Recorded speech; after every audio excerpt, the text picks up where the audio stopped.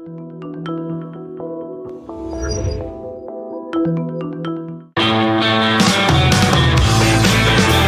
is the Gerry Callahan Show.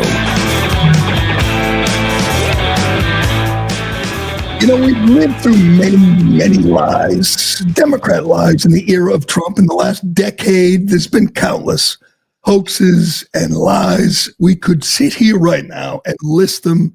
It would take the entire show. With the big ones, of course, the Russia hoax and the laptop, Russian disinformation, suckers and losers, Joe Biden's fine, sharp as a tack, tip top.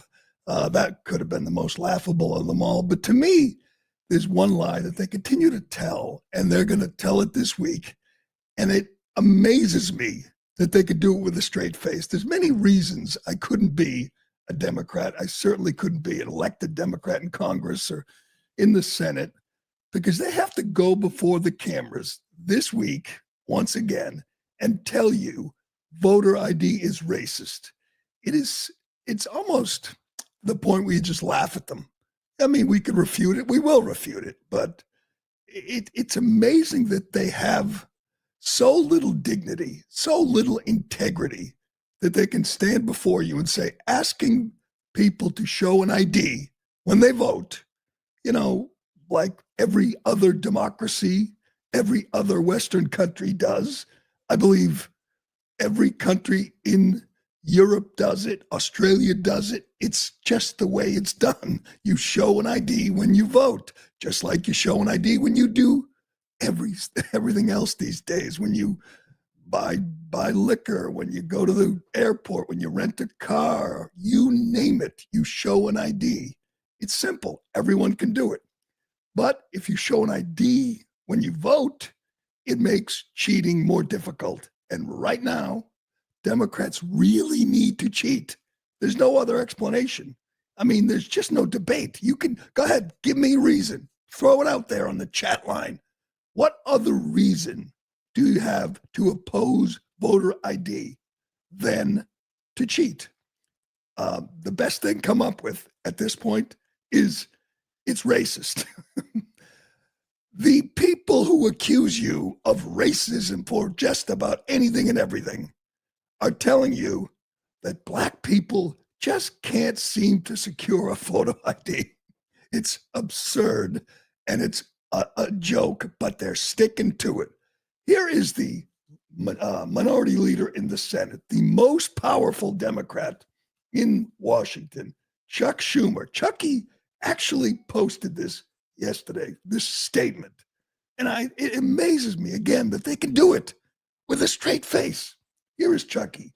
Quote, when asked about the SAVE Act, which is essentially requiring, nationally, federally, requiring a photo ID to vote, eliminating much of the fraud that Democrats rely on. Here's what Chucky says. I've said it before and I'll say it again. The SAVE Act would impose Jim Crow type laws on the entire country and is dead on arrival in the Senate. It is a poison pill that will kill any legislation that it is attached to. If House Republicans add the SAVE Act to the bipartisan appropriations package, it will lead to another prolonged Trump government shutdown. Let's be clear, he says, the SAVE Act is not about securing elections. It's about suppressing votes. The SAVE Act seeks to disenfranchise millions of American citizens, seize control of our elections, and fan the flames of election skepticism and denialism. He writes, the SAVE Act is reminiscent of Jim Crow era laws and would expand them to the whole of America. Republicans want to restore Jim Crow. Have you no shame, Chucky? Have you no integrity, no decency? That is amazing. This is, in a way, a good sign. Obviously, that's absurd. Obviously, no one believes it. No one believes it's racist to ask for an ID. Is it racist if they do it at the airport, at the rental car counter? Is it racist if they do it at the liquor store or a casino? Is that racist? No, of course not. Everyone has a voter ID, a photo ID. And voting is kind of important. Voting is it's a civil right.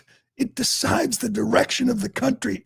I think it's more important than, buying a beer, going to vote. So of course you should show a voter ID, but we know why. Everybody knows why. It's not a secret. Everybody knows they want to cheat, and they will do anything it takes, including accusing you of being racist. If you say, I would like to see an ID. Yeah, there's the list of countries that require voter ID. Put simply, almost all of them. The biggest democracy in the world, the biggest constitutional republic, no voter ID. And by the way, every state Kamala Harris won does not require voter ID. The ones that require voter ID, it's generally decided at the state level. But what can you do? If they don't do it federally, then all the blue states will say no voter ID. Hell, some places like Minnesota, they've expanded voting to people that voters vouch for. We've gone over the voucher system where one person can vouch for 8 other people and they get to vote. They're just coming up with ways to cheat. That's clear. That's obvious. They want illegal aliens to vote, period, because they know they will vote for them. And this is a way to stop the bleeding. The blue states are losing people. The Democrat message, the Democrat policies, the open borders and trans for everyone are not popular. So they need more voters, and this is the way. But it's just so obvious that everybody can see through it. You call your critics racist, and then you demand no voter ID. Oh, we shut down the government. That's how much it means to them. That's how important it is. They will shut down the government to continue to cheat in elections. It's also that important that Republicans stick to their guns. This is vital, and it's a winning issue. It's another, not even 80-20. This is a 90-10, 95-5 issue.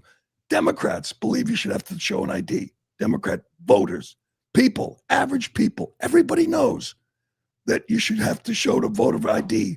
But we've got to the point where Democrats have devised a strategy. We will say no voter ID, and if they require voter ID, we'll call them racist. And it will work on some people. They will tell you that black people just can't seem to get an ID. It's just absurd, and it is racist.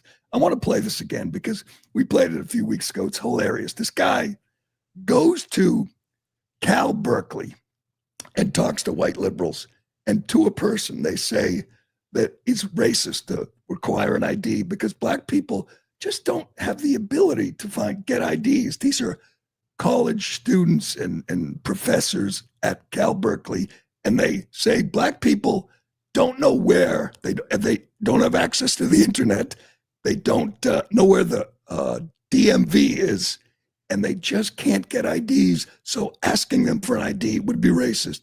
Then he goes to Harlem. Here, we'll play that part. This is the best. He goes to Harlem and tells the black people what the white people said about their ability to carry an ID, to get an ID and show an ID. Check this out. Now I'm here in East Harlem to ask black people their thoughts on what you just heard. Do you have ID normally? You carry ID around? Yes, I have state ID. Do you carry ID? Yes, I do. Do you know any black person who doesn't carry ID? No. Everyone that I know has an ID. Why would they think we don't have ID? That's a lie. Why would they say that? Do you have ID? Yes. Because I have my ID and my friends have their ID, so we know what we need to carry around. Yeah, everybody that I know have ID. That's one of the things you need to walk around with New York with, ID. Do you know any black adult who does not have ID? No, I don't. Is it a weird thing to even say that? Yes, it is. What is this, some type of trick candy camera? I know, right? That's the only thing I brought with me. Those are legit IDs. I heard a lot also that black people can't figure out how to get to the DMV. Really? What does that say to you? I know it's on 25th Street. Do you know where the DMV is around you? It's on 125th Street and 3rd Avenue, I believe. You know how to get there? Yeah. Did you have a problem getting there if you had to get there? No.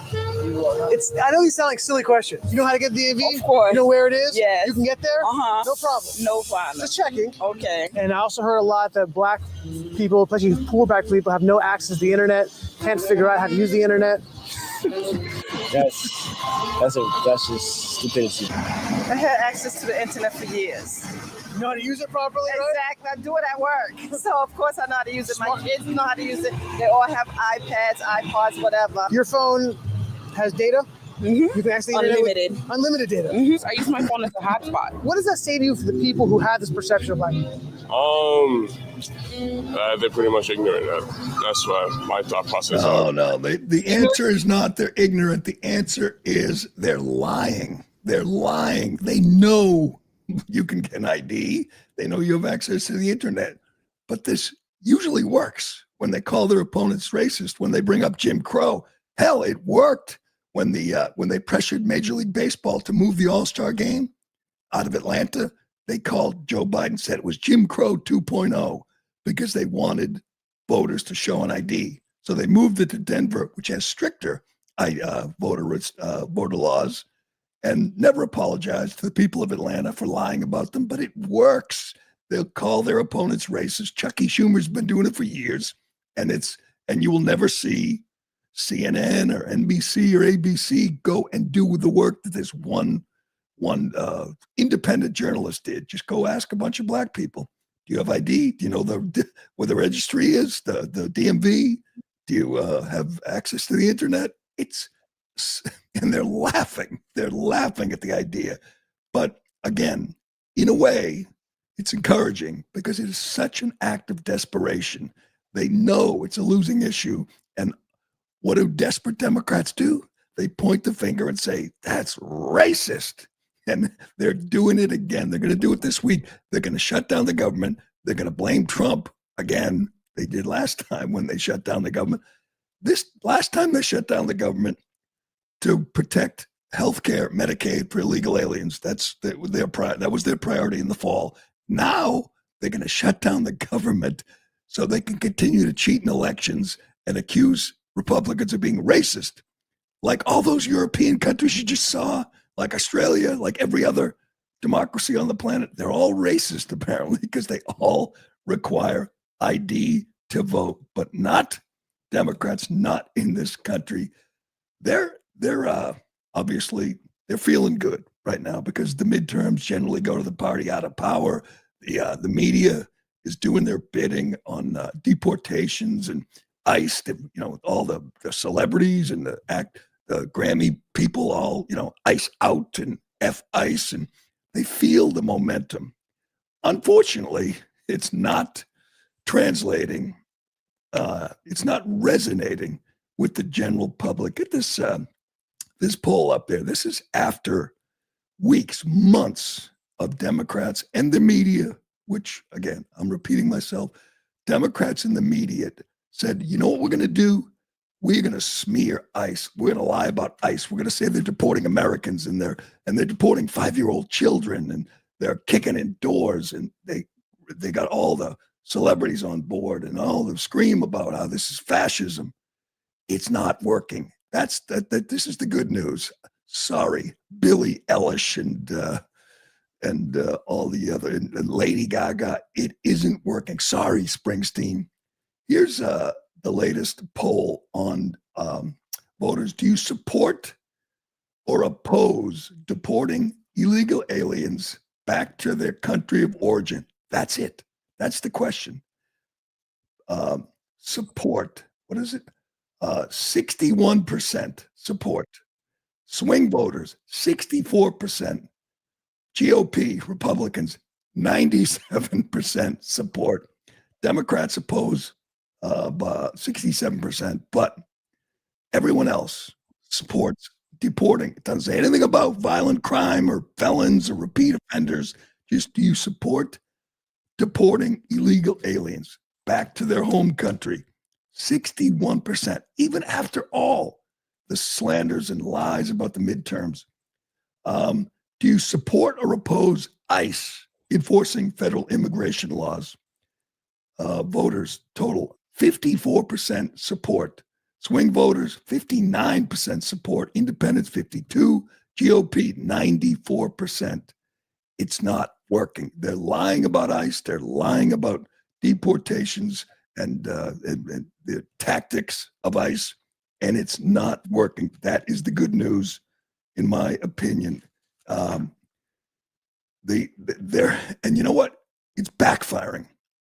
I think most people in America are looking at Minnesota, Minneapolis, and saying, or all the protests, and saying these are lunatics. These are extremists. They don't want to enforce the law. And every time they scream about a 5-year-old being deported, boom, the White House or Homeland Security or somebody on X posts the mugshots, the rap sheets of the people they're busting. And they are just the worst of the worst. They're still arresting pedophiles, murderers, criminals.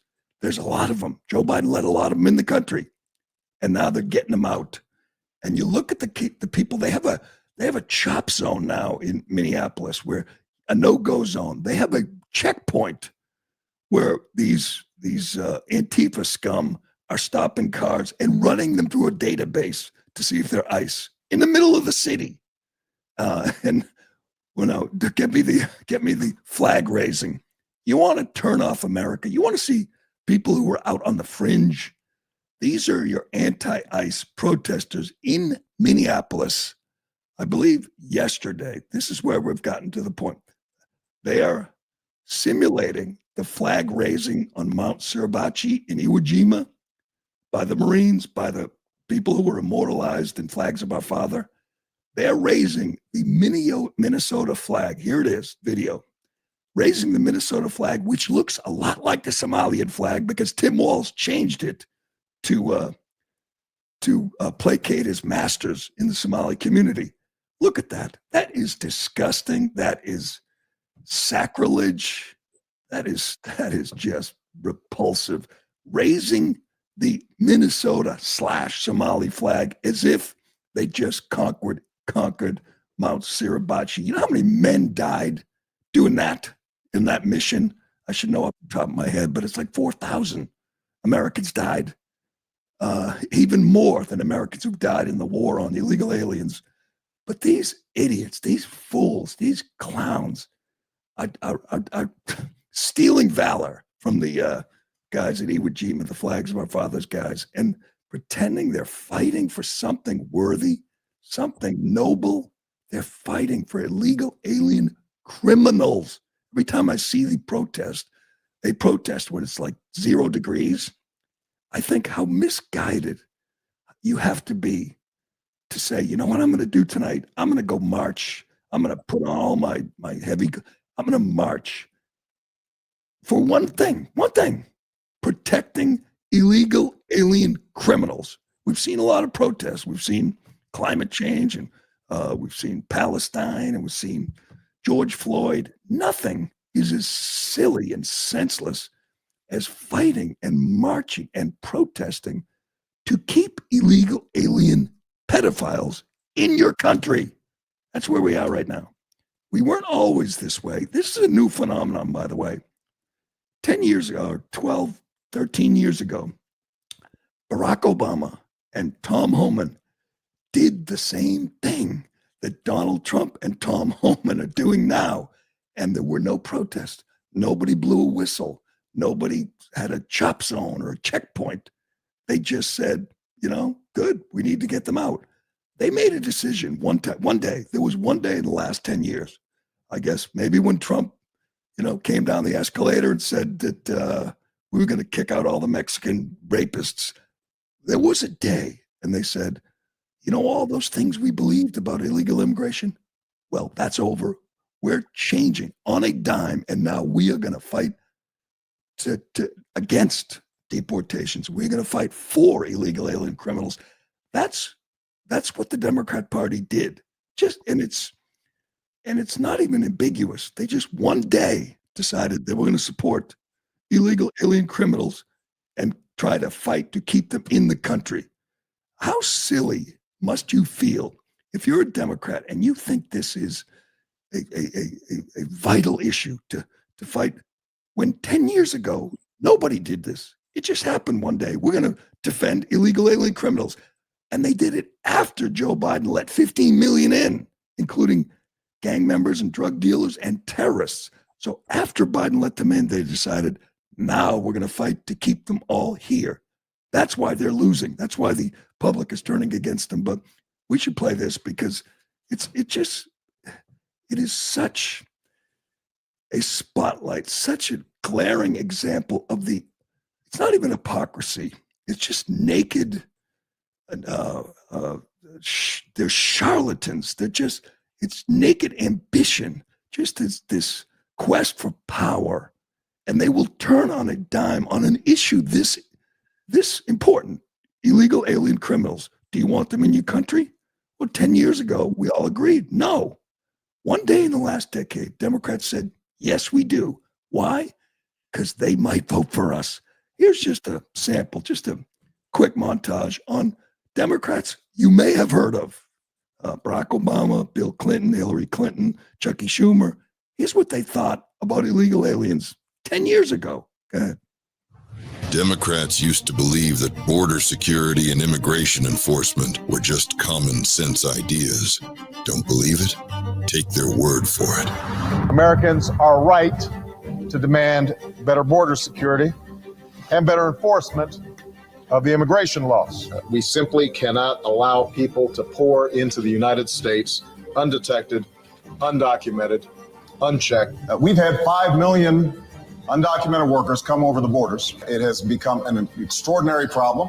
All Americans, not only in the states most heavily affected, but in every place in this country, are rightly disturbed by the large numbers of illegal aliens entering our country. And we must do more to stop it. Biden, yes or no, would you allow the cities to ignore the federal law? No. Any city should listen to the Department of Homeland Security. The city made a mistake not to deport someone that the federal government strongly felt should be deported. Just because your child gets across the border, that doesn't mean the child gets to stay. We do not think the comprehensive health care benefits should be extended to those who are undocumented workers and illegal aliens. We do not want to do anything to encourage more illegal immigration. People say, well, why can't you stop illegal immigrants from coming here? And the number one answer we give is when they come here, they can get jobs, get benefits against the law because of fraud. Illegal immigration is wrong, plain and simple. Open borders. You're doing away with the concept of a nation state. Our nation, like all nations, has the right and obligation to control its borders. And no matter how decent they are, no matter their reasons, the 11 million who broke these laws should be held accountable. For decades, these weren't controversial or radical ideas. The only thing that changed is them.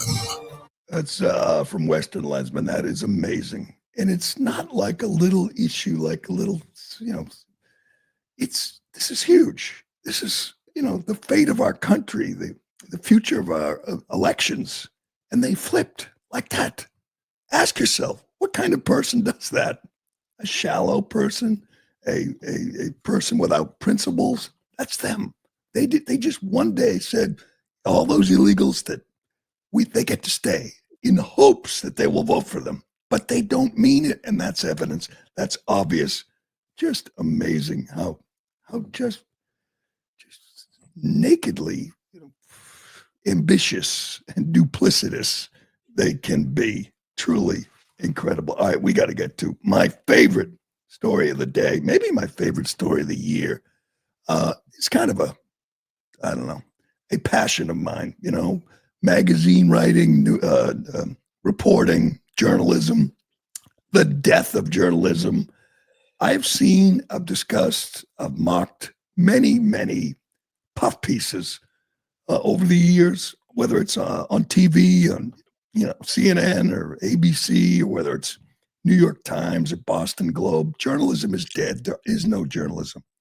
Excuse me. I have never seen anything like this. I've been reading and watching and criticizing for a long time. I've never seen anything like this. This is the worst puff piece, the worst foot massage, the worst tongue bath I have ever seen in all my years. This is It reads like a parody. And many people have said they thought it wasn't real. It is real. It is not AI. It is not a parody. It is not Babylon Bee. This is an actual magazine, Vogue. It was a fashion magazine, but they do, current events and lifestyle. And I understand it's left-leaning. They're all left-leaning. That's why they're dying. But even if you're a liberal, even if you're a diehard Democrat, posing as a journalist, which is most of them, you would have some self-awareness. You'd have some professional dignity. This person, Maya Singer, writes a story, a long magazine piece. It's 12 pages printed out about Gavin Newsom, and every paragraph is more laughable than the last. It is just, and I guess times are tough. I guess they laid off all the editors at Vogue. They have no editors, because if they did, they would have thrown this back in Maya Singer's face and said, try again, sister. This is just humiliating. I think, I've done many magazine pieces and I've slaved over them, every word, because it's a magazine piece. It lasts for, you spend weeks on it. This person wrote this, read this, sent this, and thought nothing of it. This is how, and believe me, this is how most people in journalism, magazines, newspapers, websites, cable, this is how most of them think. They love Newsom, they hate Trump, but they don't put it in print. This person has no dignity, no shame. Let's get to it. I can't. I've read it. I've read parts of it many times. I tweeted about it.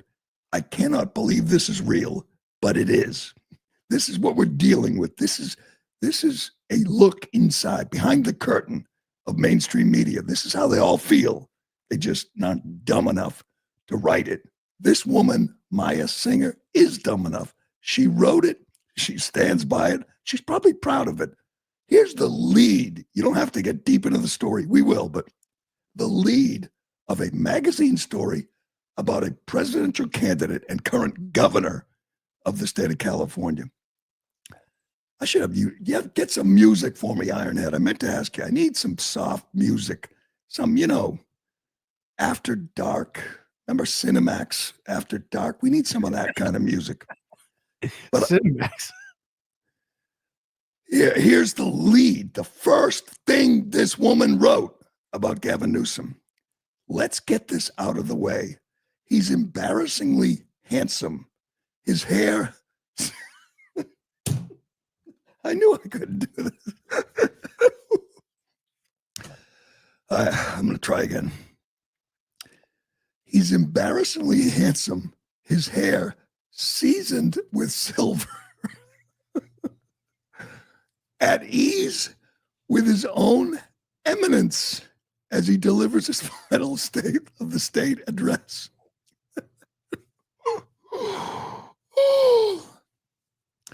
His tone is temperate, but the words echo through the state capitol assembly chamber, the august backdrop to his speech. Newsom shakes his head, seeming more mournful than angry, seeming, yes, presidential. I could keep going. I don't know if I can, though. It must drive Trump nuts. Newsom, life, ardent, energetic, a glimmer of optimism in his eye.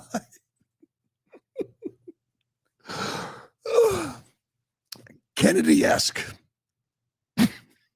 I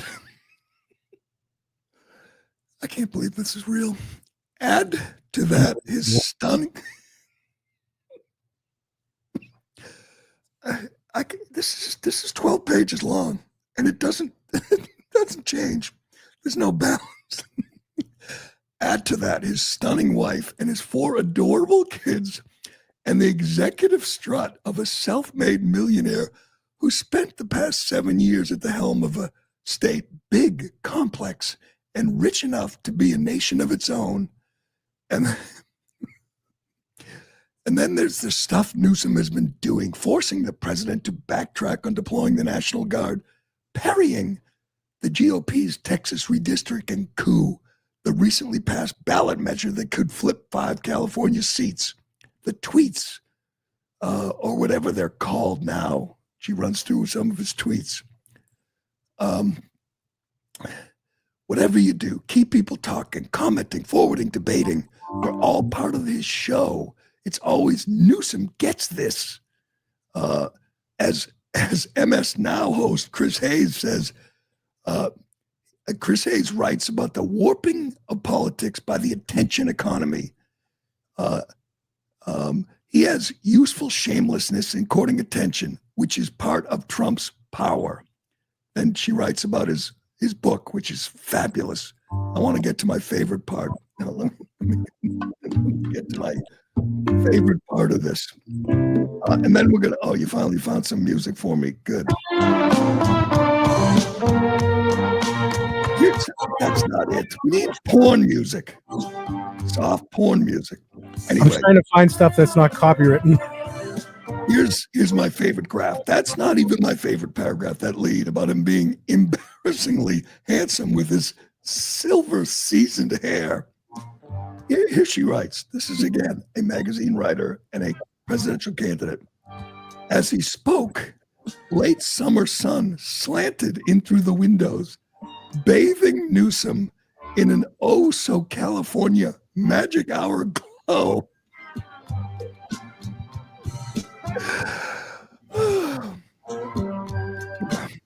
I prepared for this sit-down by consuming the spectacle of Gavin Newsom. Tweets, TV interviews, up to episodes of his podcast. This is Gavin Newsom, and was having a hard time taking in the man, his actual molecular reality, immaculate, fantastic at Gab, like a wind-up doll. All right, here's what was left.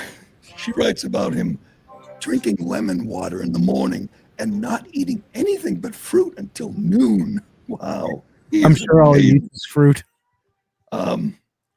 Here's what she doesn't mention in this story, which again is about 10,000 words. No mention of the wildfires, the fires which he caused. Empty fire hydrants, empty reservoirs, no warning. Pacific Palisades burned down on his watch. It'll be the biggest issue for his critics, his opponents, when he runs. She doesn't mention it. You know what else she doesn't mention? The unemployment rate, the high taxes, the record homelessness, crime, record illegal aliens, the fraud, which we're learning about, the gas prices, and nothing about the affair he had when he was banging his best friend's wife when he was mayor of San Francisco. Nothing about that. Just this beautiful family. And the most hilarious part of this whole thing is she tries to portray him as a self-made man, growing up in a family that was struggling, living paycheck to paycheck. She writes that. His father was a lawyer for the Getty family. The Gettys financed everything he did, his political career. He flew around in private jets to Europe with his father. And this writer, as you know, Newsom wants to make you believe he's a regular kid, just a working class kid. And she does that. She actually portrays him as a working class kid when we know, she mentions it, that his father worked for the Gettys and was a lawyer and was fabulously wealthy. Get ready. This is a preview of what's going to come in the next couple of years. Just the utter depravity, the dishonesty of the media in propping up this guy who's been a disaster in California. Embarrassingly handsome.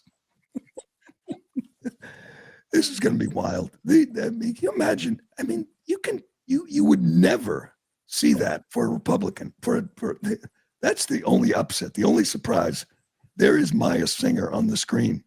I read this thinking I could picture her.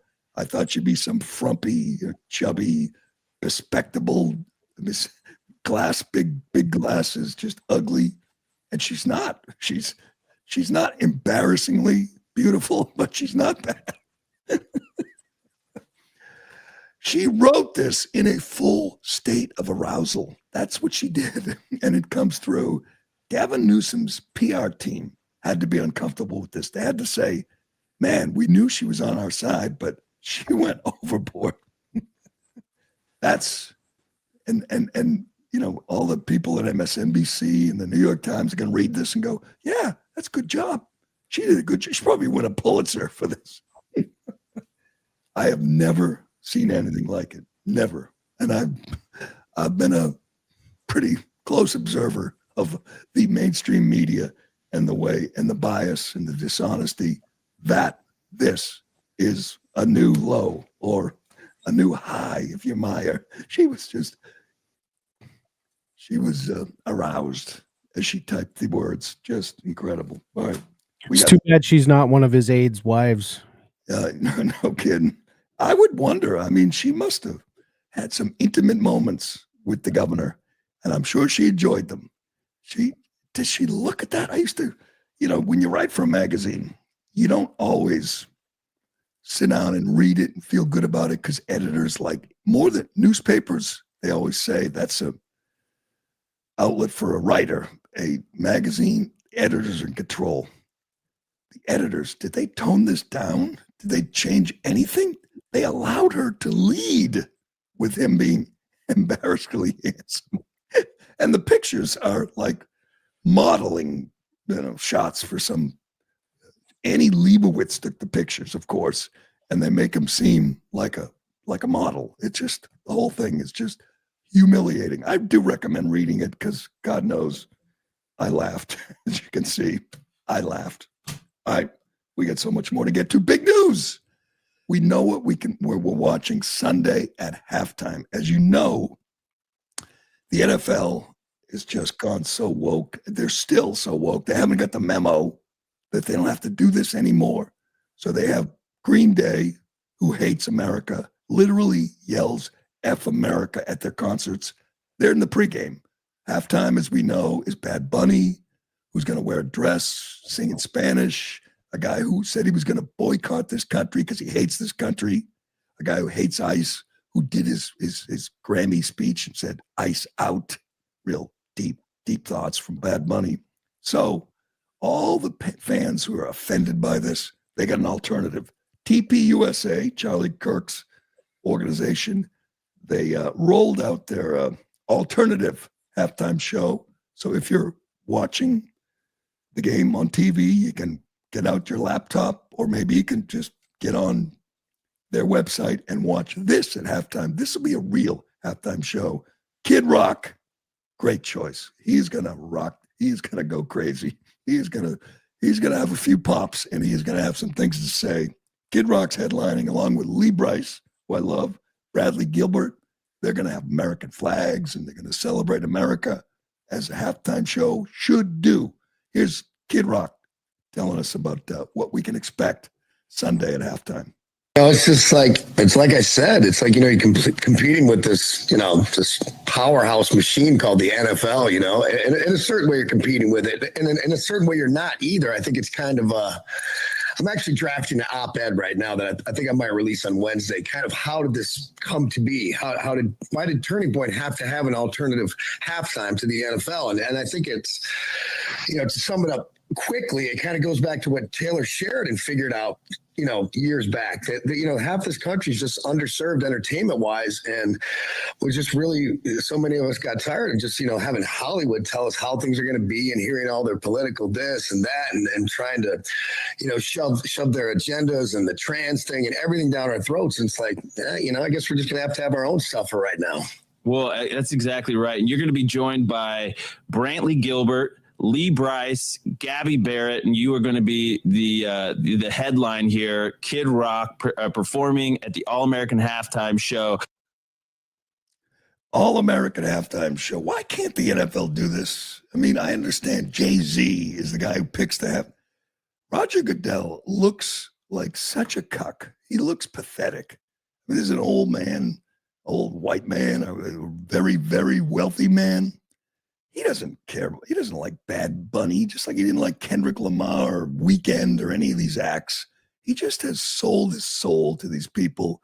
Why can't it be a celebration of America? Why can't we have, Jason Aldean or Kid Rock or Morgan Wallen? Oh, that's right. We can't have Morgan Wallen because he used the N-word one time. He got caught drunk using the N-word, and you can't have that at a halftime show. When is Snoop Dogg going to be there this year? Or was that one time only for Snoop? Actually, he's been there more than once. But yeah.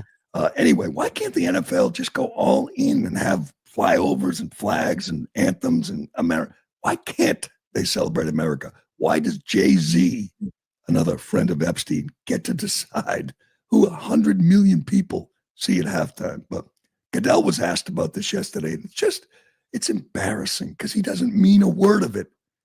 He's one of the most powerful people, in the country. He controls the NFL, and he still is under the control of these woke forces. It's really embarrassing. But here he is asked about Bad Bunny, a guy who, again, Sunday night was denigrating ICE, and a guy who's on record as saying he won't perform in this country, in mainland USA, because of Trump. He's going to do it Sunday because they met his price. But Goodell defending Bad Bunny. Listen to this. I think everybody listen, Bad Bunny and I think that was demonstrated last night, one of the great artists in the world. And that's one of the reasons we chose him.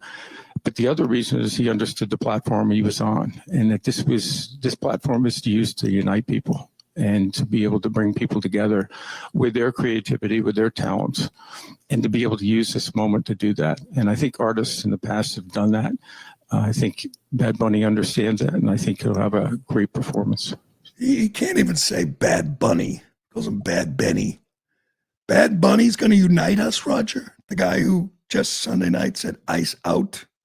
A guy who is really anti-enforcing our immigration laws. That guy is going to unite us. He's going to wear a dress, maybe. We're not sure. Can you bet on that, Ironhead? Can you bet? Is there a prop bet? Will Bad Bunny wear a dress? I'm sure that will be a bet. That'll be a big prop bet. That guy is supposed to unite us. Unite who?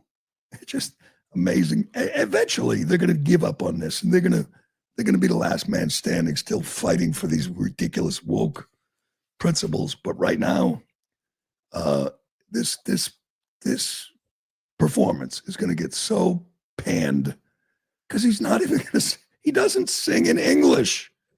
100 million Americans are going to be watching, and they're not going to understand a word he says. It's just amazing. But tough week for the NFL. Tough week for Goodell. Not only does he have to defend Bad Bunny, but he's going to have to defend the Pro Football Hall of Fame, which is not going to induct Bill Belichick, the greatest coach ever, and Bob Kraft, one of the great owners. This is just breaking this morning. Adam Schefter reports we already knew Belichick wasn't getting in the Hall of Fame. Neither is Bob Kraft. This is incredible. Both guys on their own, just their credentials, it's a no-brainer. It's automatic. I mean, there's 50 voters. They should get all 50. They shouldn't think twice. The Patriots are playing in their, is it 12th Super Bowl? 11 under Bob Kraft.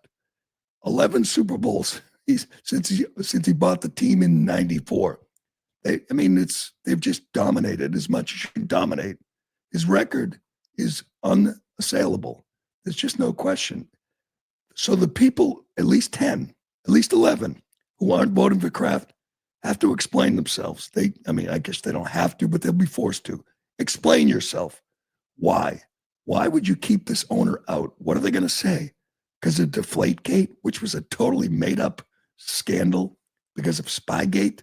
So we're going to look at a guy who's owned the team for 30 years and say, oh, his coach filmed the other team from the wrong spot. We can't let him in the Hall of Fame. Here are the owners who are in the Hall of Fame. Jerry Jones, Ralph Wilson. Can you check for me, Aaron, how many Super Bowls did Ralph Wilson's Buffalo Bills win? Kraft has won 6. He may win 7. That would be 0. He's 84 years old. He's won 7 Super Bowls. He's changed. I mean, he bought a team that was a laughingstock. Believe me, I know. I was there for decades. The Patriots were the Browns. They were an embarrassment, and turned it into a dynasty. And that's not good enough to get in the Hall of Fame. Pat Bowlen, Dan Rooney, Eddie DeBartolo Jr. These guys are all in the Hall of Fame. and Bob Kraft is not. And they have to tell, you know why? Only one reason. They're just jealous. These are vindictive little men or women. I don't even know the makeup of the voters, but at least 11 of them are voting against Kraft, and they're going to elect Ken Anderson, Roger Craig, and L.C. Greenwood instead of Bob Kraft and Bill Belichick. Good. Explain that. I think it's good for Kraft and Belichick, and they're like martyrs. They're pariah. They're the outlaws, and they're going to be forced to vote for him next year after the blowback this year, and they'll go in together, and that's good. That'll be a big day when those guys get in the Hall of Fame. Think about it this way too. Since Robert Kraft bought the team, they've been to 16 AFC Championship games. 16. Every metric, every number is just off the charts. And you could say, and what do they do when Brady's eligible? Of course, he's going to get in, but he was there for Spygate and Deflategate. It's going to keep the coach out, but not the quarterback. It's going to keep the owner out. The owner? What did he have to do with it? It's silly. They're just jealous. It's New England versus everyone again. And I think it's going to really galvanize Patriots fans. They're disgusted by this. I mean, again, they'll get in, but Kraft is 84. It's going to be 85 next year. He's going to be up again. Are you going to say, well, we punished him for a year for Spygate. Now we'll let him in? They just look like petty little people. And everyone's there for this. You know, in Santa Clara, everyone's there for the Super Bowl. It's going to be a big story, and the people voting against Kraft are going to look like fools. Good, they should. Speaking of looking like fools, let's finish with this, my favorite story of the day. I think it's fair to say that nobody looks worse from the Epstein drop, the Epstein files, than Bill Gates. Bill Gates, who, if you didn't pay any attention to this, lots of people are look bad. Steve Bannon looks bad here. Obviously, Bill Clinton, Stacey Plaskett, that delegate to Congress, she was visiting Epstein on the island after he was convicted. After he was a convicted sex offender, she was taking orders from him in real time during hearings. She's still in the Congress. She doesn't get to vote, but she's a delegate, and she looks really bad. No one looks worse than Bill Gates. Bill Gates, you know, our health guru, the guy who told us, you know, we should eat bugs and not eat fake meat and get the vaccine and get the booster. The guy who pretends to be a health expert on authority, who has no clue. It was a big fat load, by the way. And he got an STD from Russian hookers. And then he tried to drug his wife, Melinda, with antibiotics surreptitiously. Slip antibiotics into her food. I don't think Bill Gates could show his face in public anymore. He really is. I mean, he's a disgrace. But this, somebody dug this up. This is hilarious. This is a few years ago, and Bill Gates offered a reward. This came out around the same time that he got the STD. Oh, right. And now we know his motivation. But Bill Gates, who was struggling with a little venereal disease that he got probably on the island with Russian escorts. He was offering a reward for anybody who could come up with a better condom. Yes, you know, a condom that doesn't get in the way, that feels good. This is real. This is not parody. This is a news report on Bill Gates' plea to the public to invent a better condom. Go ahead. Bill Gates is turning his focus from software to hardware. The Microsoft founder is giving a $100,000 grant to whomever can build a better condom. It's part of his Grand Challenges initiative. The goal is to make a condom that feels good enough for men around the world to want to wear it, and to therefore, very importantly, to prevent disease and unwanted pregnancy. That is real. Yes, Bill Gates. I guess it was too late for Bill to avoid disease. But oh, good. This is good. I think we're not going to see people go to prison, unfortunately, but we are seeing people get humiliated. And Bill Gates is at the top of the list. 100 grand for a new condom. I thought they invented those. Didn't they have lambskin? Wasn't that supposed to be what that is? Or does that not prevent disease? I don't know. It's been a while for me, but unfortunately didn't happen in time for Bill Gates. But anyway, that will do it for today, this Tuesday, February 3rd. Get ready for the fight over voter. They're going to shut down the government so they can continue to cheat in elections. This is not going to go well for Democrats, but we will see, I guess. Thanks for watching. Thanks for listening. I'm Gerry Callahan. This is the Callahan Show, and we will do it again tomorrow. And expect for the next 11 months for me to ride you like you've never been ridden.